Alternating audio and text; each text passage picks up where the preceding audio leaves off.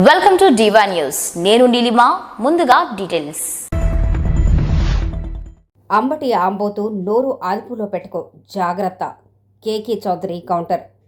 తిరుపతి జిల్లా రైల్వే కోడూరు నియోజకవర్గ పట్టణ కేంద్రం నందు వైసీపీ నాయకులు ప్రెస్ మీట్ పెట్టి అంబటి రాంబాబు టీడీపీ పైన ముఖ్యమంత్రి నారా చంద్రబాబు నాయుడుపై తన కుటుంబ సభ్యులపైన అనుచిత వ్యాఖ్యలు చేయడం పట్ల ఈ సోమవారం నాడు ఆర్ఎన్బి బంగ్లా అతిథి గృహంలో రాష్ట్ర ఖాదీ గ్రామీణ పరిశ్రమల బోర్డు చైర్మన్ కేకే చౌదరి విలేకరుల సమావేశంలో టీడీపీ నాయకులతో కలిసి అనుచిత వ్యాఖ్యలపై ఆగ్రహంతో వారికి కౌంటర్ ఇస్తూ మా నాయకుడు చంద్రబాబు నాయుడు పరిపాలన చేత కాదని, వచ్చేది 2029లో వైసీపీ ప్రభుత్వమని అంబటి రాంబాబు అలియాస్ ఆంబోతు తన నోటికి అడ్డు అదుపు లేకుండా ఇష్టం వచ్చినట్లు మాట్లాడి తను గొప్ప దైవ సంభూతుడని, సంఘ సేవకుడని, అతను స్వాతంత్ర సమరయోధుడని, ఊరున వారి వద్దకు వెళ్లి నాకు ప్రజలు బ్రహ్మరథం పడుతున్నారని, రెడ్ బుక్ రాజ్యాంగం నడుస్తుందని, నిస్సిగ్గుగా ఉందని అనుచిత వ్యాఖ్యలు చేయటం పట్ల కనీసం మానవత్వం ఉండాలి. రెడ్ బుక్ రాజ్యాంగంపై కౌంటర్ ఇస్తూ కేకే చౌదరి మా నాయకుడు నారా లోకేష్పై అంబటి ఆంబోతు మళ్లీ అనరాని మాట బూతు మాట్లాడుతున్నావు. దీనిపై మా నాయకులు కలిసి ఈ సందర్భంగా దీని మీద తీవ్రంగా ఖండిస్తూ మా నియోజకవర్గంపు నీవు నా నియోజకవర్గానికి నీవు వచ్చి ఇష్టం వచ్చినట్లుగా మాటలు మాట్లాడి మా వారు అక్కడే ఉంటే నీవు ఇక్కడి నుండి వెళ్ళిపోయేవాడు కాదు. నీకు జైలుకు పోయినా కనీసం మానవత్వం లేదని, దీని పరిణామం కూడా మీకు ఉంటుందని తెలిపారు.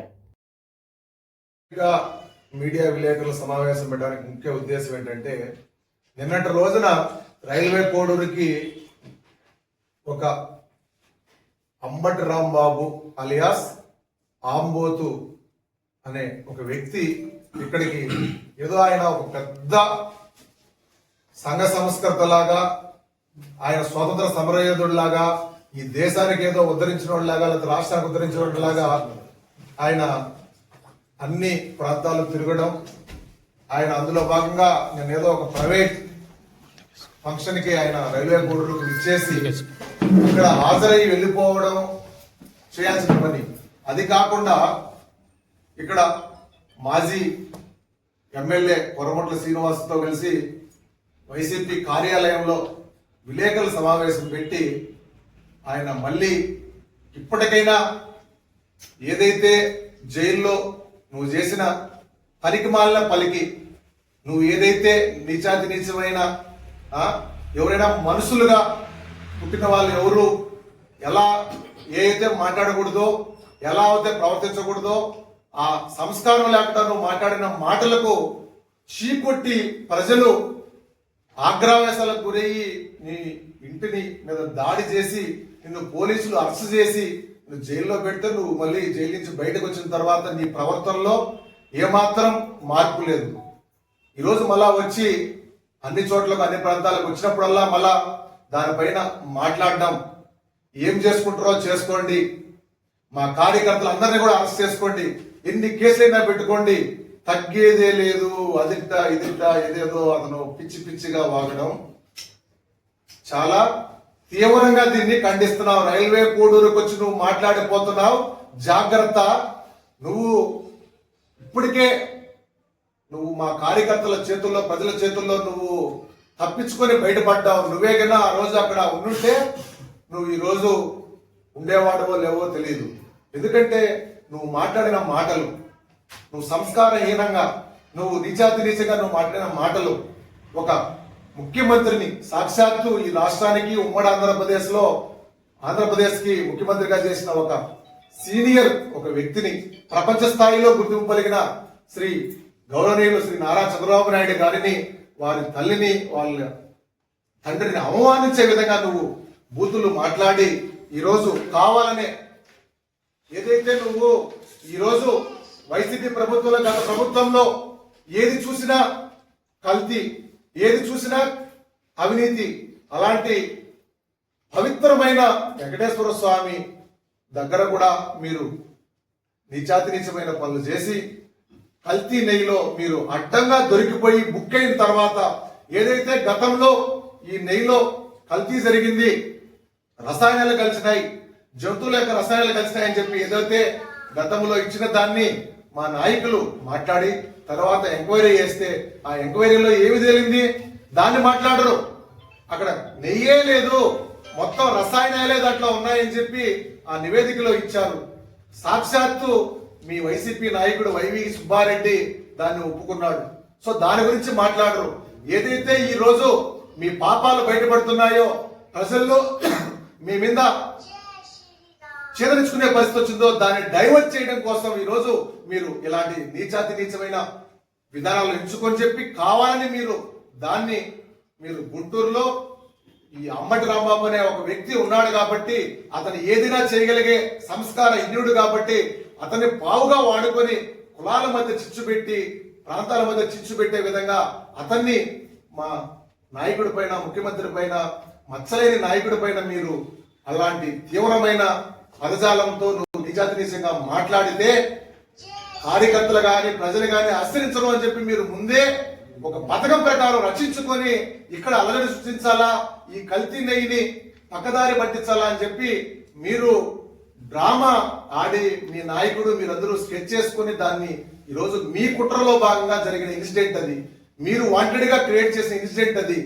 దాన్ని మళ్ళీ మీరు ఈరోజు ఇక్కడ మాకు మాజీ ఎమ్మెల్యే మాట్లాడుతున్నాడు ఏంటి, ఆయన ద మోస్ట్ సీనియర్ లీడరు, ఆయన వీరుడు సూర్యుడు, ఆయన ఈరోజు ఆయన ఏదో పెద్ద ఘనకార్యం చేశాడని చెప్పి ఈరోజు బయటకు వచ్చి జైలు గురించి బయటకు వచ్చిన తర్వాత బ్రహ్మరథం పడుతున్నారంటే అక్కడ చూసిన ప్రజలు గాని కార్యకర్తలు గాని వైసీపీ నాయకులు గాని పూలు బొకేలు ఈ విధంగా స్వాగతం పలుకుతారని చెప్పి ఆయన మాజీ ఎమ్మెల్యే చెప్తున్నాడు. అమ్మటి రాంబాబును పక్కన కూర్చోబెట్టుకొని ఆ ప్రెస్ మీట్ లో నేను ఒకటే అడుగుతున్నా, మాజీ ఎమ్మెల్యేకి కానీ అదే విధంగా వైసీపీ నాయకులకు కానీ జగన్మోహన్ రెడ్డి కానీ ఎంటైర్ రాష్ట్ర వ్యాప్తంగా ఉన్న వైసీపీ నాయకులకు ఎవరైతే ఈ బొకేలు సాల్వాలు స్వాగతం పలుకుతూ అర్సాదరేఖలు తెలియజేస్తారని ఆయన చెప్పాడో వాళ్ళందరినీ స్ట్రైట్ గా వైసీపీ నాయకులందరినీ కూడా నేను ప్రశ్నిస్తున్నా.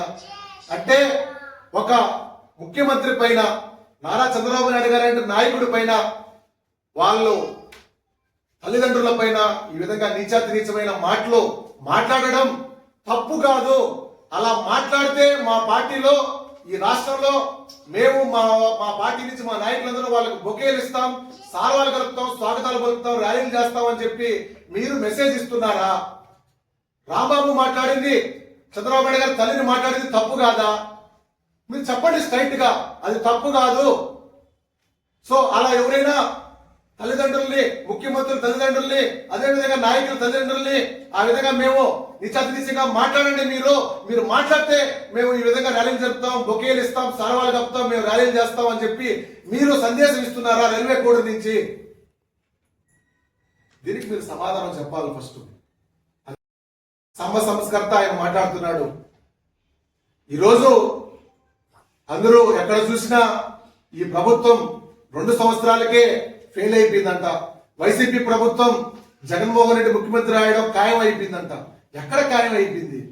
జైలుకు పోవడం ఖాయం అయిపోయిందా, లేకపోతే అవినీతి కేసుల్లో ఇరుక్కోవడం ఖాయం అయిపోయిందా? ఏదో ఇంకా క్లారిటీ లేదు. నువ్వు ఇప్పుడే 2 సంవత్సరాలకే అయిపోయింది అంటాడు. దానికి కారణం చెప్తున్నాడు. అభివృద్ధి లేదు రాష్ట్రంలో, సంక్షేమం లేదు, ఉన్నది కక్ష సాధింపులు కేసులే అని చెప్తున్నాడు. ఎక్కడ కక్ష సాధింపులు, ఎక్కడ కేసులు? ఏదైతే గత ప్రభుత్వం ఏర్పడిన మొదటి వారంలోనే మీరు ప్రజావేదిక, ప్రజల సమస్యల పైన ఏదైతే ప్రజావేదిక కట్టి వారి సమస్యలు తీర్చావు, ప్రజావేదికని కూల్చుకొని ఆ రోజు నుంచి మీ దమరకండ స్టార్ట్ చేసి మీరు ఏ విధంగా విధ్వంసం సృష్టించారో, అవినీతిని వ్యవస్థలను విపరీతంగా వాడుకున్నారో, సో ఆ పరిపాలన చూసి మీరు కక్ష సాధింపు ఏదైతే మీరు చేశారో, అరాచకాలు చేశారో వాటిని చేదరించి ప్రజలు ఈరోజు మీకు 11 సీట్లు పరిమితం చేశారు. సో అది మ్యాండేటరీ. ఈ ప్రజలు ఎవరు కక్ష సాధింపు చేశారు, ఎవరు పరిపాలన చేశారు ఏంటి అనేది గత ప్రభుత్వం ప్రజలు ఇచ్చిన తీర్పు వల్ల మీకు బుద్ధి రావాలి. ఇదే విధంగా మేము ప్రతిపక్షంలో వచ్చిన తర్వాత కూడా మేము మానం, గతంలో చేసినట్టే ఇంకా చేస్తామనంటే మీకు భవిష్యత్తులో ఆ 11 కూడా రావు, 1 వచ్చినా అది ఎక్కువే. కాబట్టి మీరు ఇప్పుడైనా మీ విధానాలను మార్చుకోండి, మీరు పద్ధతుల్లో మార్చుకోండి. ఈరోజు మీరు ఏదైతే మీ వ్యాఖ్యలు మీరు చేశారో, అమ్మటి రాంబాబు చేశాడో వాటిని ప్రజలు ఆవేశంతో ఆగ్రహంతో ఊగిపోయి తట్టుకోలేక ఆ ప్రాంతంలో ఉన్న వాళ్ళు అక్కడికి వెళ్ళి ఆ ప్రాంతానికి వెళ్ళి అతను అక్కడ గన ఉంటే అతని మీద ఆవేశంతో రగిలిపోయి అక్కడికి వెళ్ళారు. వెళ్ళి అక్కడ దాడి చేసింది వాస్తవం. సో మా పార్టీ సంస్కృతి కానీ మా నాయకుడి సంస్కృతి కానీ ఇతర పార్టీల పైన వాళ్ళ కార్యాలయాల పైన వారిపైన దాడి చేయమని ఏ రోజు కూడా చెప్పడు. ఆ సంస్కృతి మాది కాదు. గతంలో మీ పార్టీ మీ నాయకులు జోగినేని రమేష్ గాని అదేవిధంగా మీ పార్టీ నాయకులు గాని దేవాలయం లాంటి తెలుగుదేశం పార్టీ కార్యాలయం పైన అక్కడ ఉండే వ్యక్తుల పైన దాడి చేసి మీరు విచ్చలవిడిగా ఎలాంటి పరిపాలన చేశారో, రౌడీయిజం చేశారో, గూండాయిజం చేశారో రాష్ట్రంలో ప్రజలందరూ గమనించారు. అదేవిధంగా సాక్షాత్తు నారా చంద్రబాబు నాయుడు గారి ఇంటిపైకి మీరు వీధి రౌడీల్లాగా వెళ్ళి ఆయన ఇంటిపైకి దాడికి వెళ్ళారు. ఇదంతా ప్రజలు గమనించారు. ఈ రోజు అలాంటిది ఎప్పుడన్నా జగన్మోహన్ రెడ్డి ఇంటి మీదకి ఎవరన్నా వెళ్ళారా? వెళితే మొదట మా నాయకుడు మా ఇక్కడ రాష్ట్ర ప్రభుత్వం పోలీసులు దాన్ని ఖండించే పరిస్థితి ఉంది. ఈరోజు మీ ఇంటిపైన ఆవేశంతో మా కార్యకర్తలు దాడి చేస్తే మా నాయకులపైనే కేసులు బుక్ చేసిన ప్రభుత్వం, ముఖ్యమంత్రి నారా చంద్రబాబు నాయుడు, ఉప ముఖ్యమంత్రి పవన్ కళ్యాణ్ గారు, మా ప్రభుత్వం చిత్తశుద్ధి. సో ఆవేశంతో తీసుకున్న నిర్ణయం అయినా కూడా మళ్ళా రిపీట్ కాకూడదని చెప్పి మా కార్యకర్తల పైన వాళ్ళు కూడా కేసులు పెట్టి చర్యలు తీసుకున్నారు. అది మా పార్టీ. ఇంకో పక్క మీరు ఏదైతే బూతులు తిట్టాడో అంటే చెప్పడానికి వీలు కాని ఆ మాటలో 2 మాటలు మాట్లాడి అతను ప్రవర్తించాడో ఆ ప్రవర్తనని మీరు హారతులతో స్వాగతం పలుకుతూ ఇంకా దీన్ని విస్తరింపజేయాలా అని చెప్పి రాష్ట్ర వ్యాప్తంగా మీరు హారతులు బట్టి అతన్ని ప్రోత్సహిస్తున్నారు. అంటే ఒక పక్క ఇలాంటి సంస్కృతి ఇస్తారు, మళ్ళా ఎవరు అధికారంలోకి రావాలా, ఎవరు చేయాలని చెప్పి కూటమి ప్రభుత్వం, ఉప ముఖ్యమంత్రి పవన్ కళ్యాణ్ గారు, బీజేపీ అదేవిధంగా తెలుగుదేశం పార్టీ కూటమి ప్రభుత్వం మరొక 15 సంవత్సరాలు ప్రభుత్వం ఈ రాష్ట్రంలో ఏర్పాటు చేయబోతోంది. సుస్థిర ప్రభుత్వం. ఈరోజు కేంద్ర ప్రభుత్వం ఆశీస్సులతో ఈ ప్రభుత్వం ఏర్పడిన తర్వాత అభివృద్ధిలో గానీ సంక్షేమంలో గానీ మేము చర్చ కూర్చుంటాం, ఫేస్ టు ఫేస్ తెలుసుకుందాం. అదేవిధంగా గతంలో మీరు 5 సంవత్సరాల్లో ఏదైతే హామీ ఇచ్చారో పెన్షన్ విషయంలో లాస్ట్ లో చివరిలో మీరు పెంచింది ఎంత? మీరు అమ్మఒడి అని చెప్పి మీరు మోసం చేసి ఏం చేస్తారో ప్రజలకు తెలుసు. రైతు భరోసా విషయంలో మీరు ఏం మోసం చేస్తారో ప్రజలకు తెలుసు. అందుకే రైతులు, మహిళలు, ప్రజలు ప్రతి ఒక్కరూ ఈరోజు కూటమి ప్రభుత్వానికి ఆదరించి ఈరోజు ప్రభుత్వం చెప్పుకుంటా పోతే గతంలో 5 సంవత్సరాలు ఎక్కడన్నా ఒక గుంత పడితే రోడ్లో తట్ట మట్టేసిన పాపాన పోలేదు. అలాంటిది ఈ ప్రభుత్వం వచ్చిన తర్వాత రోడ్లన్నీ ఈరోజు మేము అవి గుంతలు పూడ్చుకొని కొత్త రోడ్లు వేసుకొని ఈ రోజు రహదారులన్నీ నిర్మించుకొని కోట్ల రూపాయలు కేంద్రం సపోర్ట్ తో మనం ఈ రోజు చేసుకుంటున్న ప్రభుత్వం. అలాంటిది ప్రజలకు, రైతులకు, మహిళలకు అందరికీ తెలుసు ఈ ప్రభుత్వం వచ్చిన తర్వాత ఏం చేస్తుంది, ఎలాంటి పరిపాలన చేస్తుంది అని చెప్పి. నువ్వేదో రాత్రులు ఏమైనా కలగన్నావేమో ఈ ప్రభుత్వం అభివృద్ధి సంక్షేమం చేయట్లేదు, మేము వచ్చేస్తాం మళ్ళా ఈ ప్రభుత్వం బలదైనా నువ్వేమన్నా కలగన్నావో లేకపోతే నీ కళ్ళలో ఎవరన్నా వచ్చి చెప్పారో మాకు తెలియదు. సో కాబట్టి వాస్తవాలు తెలుసుకోండి. ఇప్పటికైనా వాస్తవాలు తెలుసుకొని ఈరోజు భూమిపై నుండి ఒళ్ళు జాగ్రత్త పెట్టుకొని మీ ప్రవర్తన కానీ మీ మాటలు కానీ ఉండాలని చెప్పి ఈరోజు రైల్వే కోడ్ నుంచి హెచ్చరిక జారీ చేస్తున్నాం. అదేవిధంగా ఇంకొకటి రెడ్ బుక్ ఆయన మాట్లాడతా ఇప్పటికి ఎంత అతనికి అహంకారం, ఆ బలుపు ఎంత ఉంది అని అంటే అమ్మటి అలియాస్ ఆంబోతికి రెడ్ బుక్ రాజ్యాంగం నడుస్తుంది, రెడ్ బుక్ నారా లోకేష్ గారు చేస్తారని చెప్పి మాజీ ఎమ్మెల్యే కూడా రెడ్ బుక్ గురించి మాట్లాడారు. మాట్లాడుతూ ఈ రెడ్ బుక్ మా పార్టీలో రెడ్ బుక్ కుక్క కూడా భయపడదు, ఏంటి మా పార్టీలో కుక్క కూడా భయపడదు అని మాట్లాడటం అంటే నీకు ఇంకా మారుతావంటే జైలు పోసిన తర్వాత కూడా ఇందులో మార్పు రాలా. రెడ్ బుక్ కు భయపడలేదని ఒక పక్క నువ్వు చెప్తావు అంటే మీ పార్టీలో కుక్క కూడా భయపడుతుంటే నేను అనట్లా ఆ మాట, నువ్వే అన్నావు. సో నీ సంస్కారానికే వదిలేస్తున్నా. ఈ పార్టీలో ఉండే లీడర్లు ముఖ్యమంత్రి దాకా ఈ రోజు కింది స్థాయి నుంచి ముఖ్యమంత్రి దాకా మీ గత మాజీ ముఖ్యమంత్రి ఏదైతే మాజీ ముఖ్యమంత్రి జగన్మోహన్ రెడ్డి దాకా రెడ్ బుక్ గురించి ప్రతిసారి మీడియా మీదకి వచ్చి గిచ్చుకుంటున్నారు.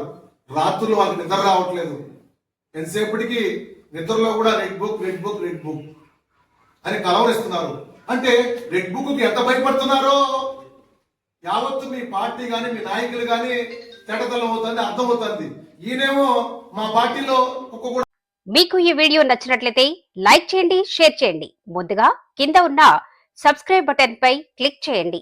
ఎల్లప్పుడూ అప్డేట్ సమాచారాన్ని పొందండి.